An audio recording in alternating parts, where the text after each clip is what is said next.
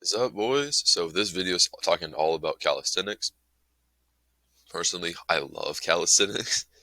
Calisthenics is one of those things where, like, to be honest with you, one day I could totally see myself stop doing weightlifting and just switching over to calisthenics just because it's so fun to do. I used to, I think I said this before, when I first started, I literally just ran, did high intensity cardio, and then just did like push-ups and eventually pull-ups inside this room. And what I found a lot of the times when it came to doing calisthenics is that, it's always you're always gonna want to like just keep on like doing like as much form as possible. Try to bang out as many push-ups, as many pull-ups, sit-ups. But you got to understand that it's less about the general number and more about the quality of your put of the exercise you're actually putting in.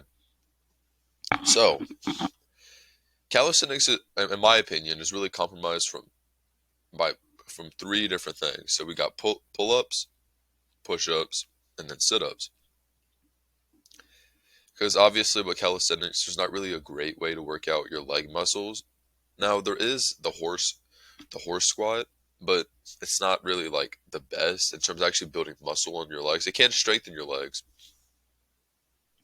Point is that okay, with calisthenics, you have these three movements. What you're going to notice with the three movements is that it's almost completely upper body based. First, I want to talk about pull-ups because this is probably out of the three the hardest one because you're essentially pulling your entire body up with just your arms and then your back and your shoulders as well, but just like your these parts of your body, you're pulling your entire body weight up. When I was 220 pounds, it was difficult for me to do this because I was just so heavy that it's hard to pull up because you got to think about it. Like you go to the gym and like you're benching like I don't know, like 140 and something, or like you're doing pull downs and you're doing like 100. Whenever you're doing pull ups, it's just relative strength. You're pulling up your entire body with like almost only a few muscle groups. Pull ups are also probably my favorite exercise. Like in general, I love pull ups. Now, like I said, the thing that I struggled with most when it came to doing pull ups is because I was heavy. Obviously, I was a really heavy guy. And if you're somebody who's scrawny, I'm not trying to like not talk about you because I'm going to be speaking more so about that. But the biggest part and we just need to say it clear, the reason why you cannot do pull-ups is because you just don't have enough upper body strength. Now, of course, whenever I could tell you like the basic protocol, which is to start off with negative, so jump up, start off where you'd be finished pulling yourself up at, and then just slowly bring yourself down. Like if you were like let's say that like the pull-up bar is right here, and like I'm starting from down here, I pulled myself I pull myself up, or really, this is going to be your negative. You jump up and you hold yourself there, and then you slowly come down. Negatives are really good if you want to try to do pull-ups. You could also use a resistance band. Resistance bands are really good for slowly building up your strength over time. But one of the biggest things that I don't really see people talk about most, like for the most part, is that to do pull-ups, you have to actually understand that okay, like I said, you're using different muscle groups. You're using your shoulders, your arms, and then also your back. If you just continuously only do pull-ups, which you should be trying to do resistance bands and negatives, but also try to focus on trying to improve like those parts of your body. Like, okay, for instance, your shoulders, start doing more push-ups. When it comes to your arms, start doing more like bicep curls or like self-restricted bicep curls. When it comes to your back, like just make sure you're stretching out. Make sure you're doing dead hangs. If you're not doing dead hangs, it's going to change your game of pull-ups because dead hanging is going to be great for actually like moving your scapula outwards and actually being able to really engage it when you're doing these movements. So pull-ups, like I said, wonderful movement. I love pull-ups. They're beautiful. And like I said, and I'm going to like and I'm going to be making sure like I'm really pushing this video is quality over quantity. We're trying to minimize like We're trying to minimize that idea of, oh, it's about how many I can do. Obviously, in certain circumstances, it really is quantity over quality, because like, if you're in the army, of course, then they're really going to see how many of this can you do. But in terms of like just muscle growth and just trying to improve quality over quantity, so then push-ups. So push-ups is similar to pull-ups, except it's working really your anterior chain, which is like just this part right here. So it's going to be working out your so it's going to be working out your I'm sorry, posterior. You're going to be working out your chest, your arms, your shoulders, and even some of your back as well. This is why I said you might want to start doing more push-ups if you're trying to make your back stronger, and then vice versa. So when it comes to push-ups, a lot of like, because this is like one of the best exercises like ever, regardless, because it's just relative strength. So whenever it comes to push-ups, a lot of the times, like, the biggest problem is not like you can't do a push-up, but more so you want to do more push-ups. Which, I mean, to be honest with you, that's completely reasonable, because I mean, push-ups is just one of those things where, like, if you can bang out 40 like that, that's cool. The most amount of push-ups I can bang out is about 50. So I think the biggest thing, and this is something that I'm kind of speaking of from the pull-up example too, is just work on the parts of your body that's worked on during push-ups, and then come back to push-ups, and you'll see that you're just naturally stronger. Like, okay, I got to be honest, for like a period of probably like 6 to 8 months, I didn't do any push-ups at all. I simply just ran, and then did a lot of weight training, and then just stretched a lot. And then what I found was, when I came back to doing push-ups, I did way more, because before that period of me just like almost only doing weightlifting and running, I was only doing about like 20, 25. So I doubled my push-ups. And I think this is coming from the fact that I worked on a lot of the muscle groups that are used in push-ups. And so when I came back to it, I was so much stronger with it. So like I said, there's so many different variations when it comes to push-ups. You can do push-ups on your knees. This can actually help you. Push-ups on your knees, it can actually help you, like, it's a little easier with the movement. You can do wall push-ups, where it's like you do it up against a wall. You can make your grip wider so it can work more of your chest, or you can make your grip closer so it can work more of your arms. It just depends, like, because like I said, the problem that you have is the fact that your muscle groups aren't like aligned to be able to actually do as many push-ups as you want. So the biggest thing you can do is just simply do a lot of variations, and then, well, no, I'm not trying to make this really complicated. So like, let's say push-ups. Obviously, it's your chest, your arms, and then your shoulders. Do like different variations. Do a wider grip to work out your chest. Do a closer grip to work out your arms and your shoulders. Because doing this is actually gonna make your overall push-up better. And remember, I'm gonna try and push this, but quality over quantity.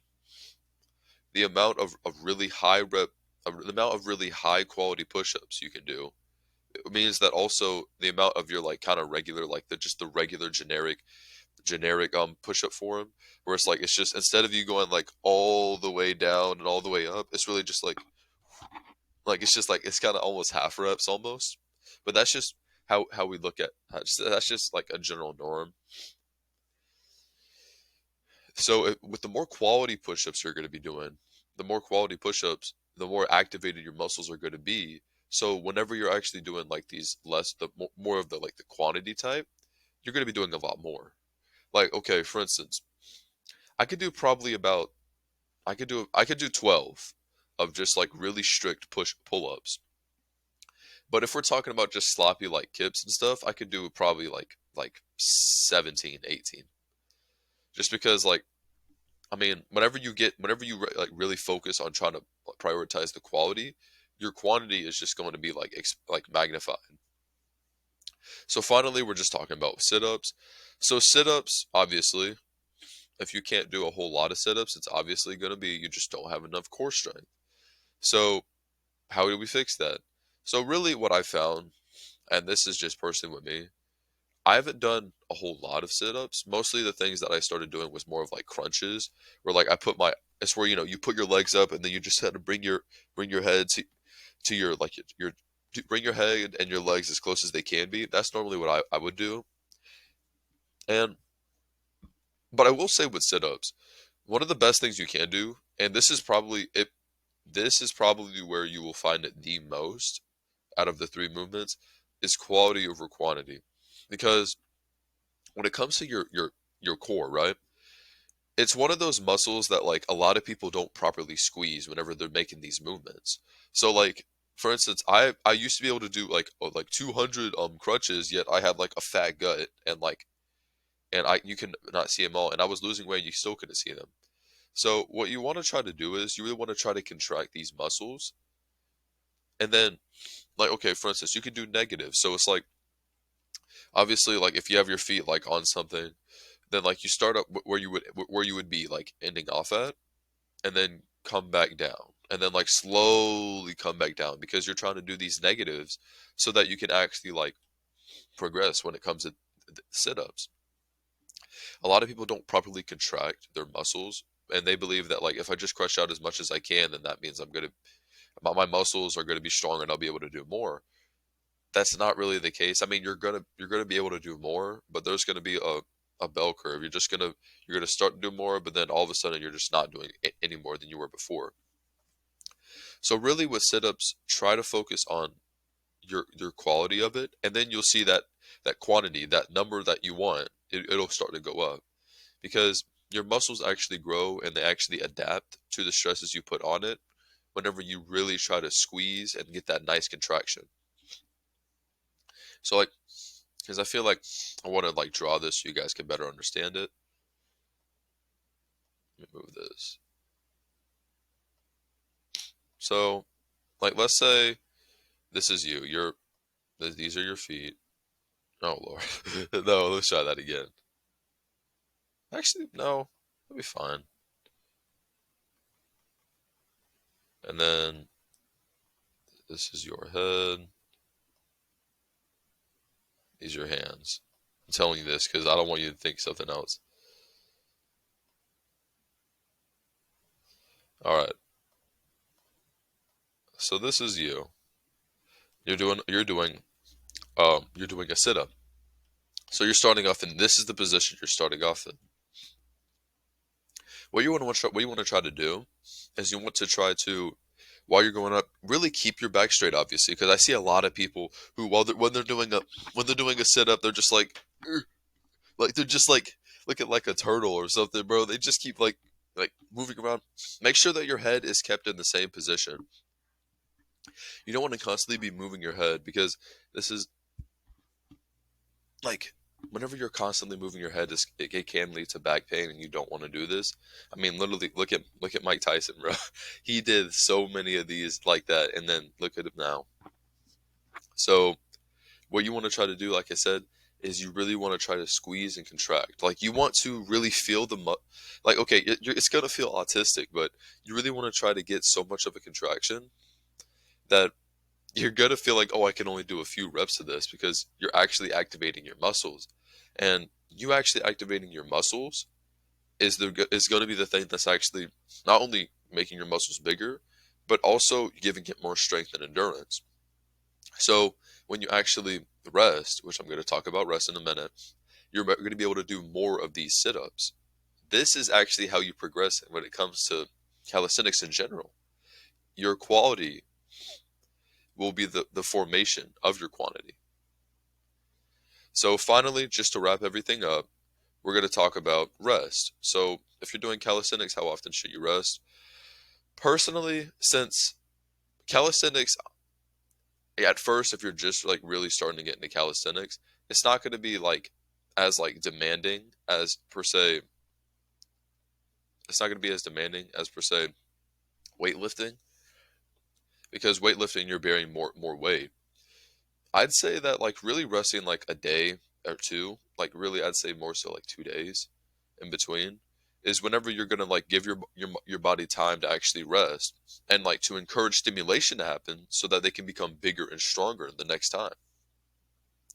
Of course, I would just feel this out. Just seeing like, okay, if I do pull-ups this day and then I do it again the next day, how many pull-ups do I do? Do I do more or do I do less?